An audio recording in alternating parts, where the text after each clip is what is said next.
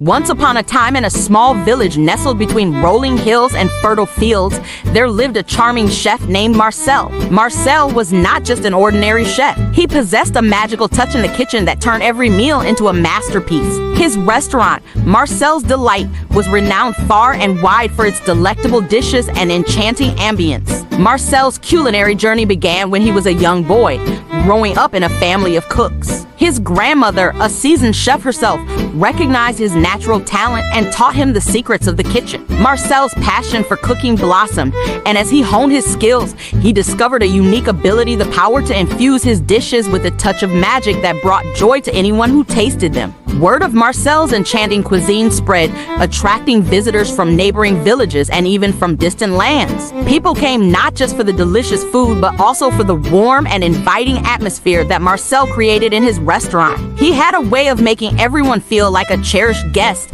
and his charm was as irresistible as his culinary creations. One day, a mysterious traveler named Isabella arrived at Marcel's Delight. Isabella was a wanderer who had heard tales of Marcel's magical dishes and had traveled from afar to experience them herself. Intrigued by the stories, Marcel welcomed her with a smile and prepared a special feast in her honor. As Isabella savored each bite, she felt a warmth and happiness unlike anything she had ever experienced. Marcel's magic had worked its charm on her, not just through the flavors, but also through the genuine care he put into every detail of the dining experience.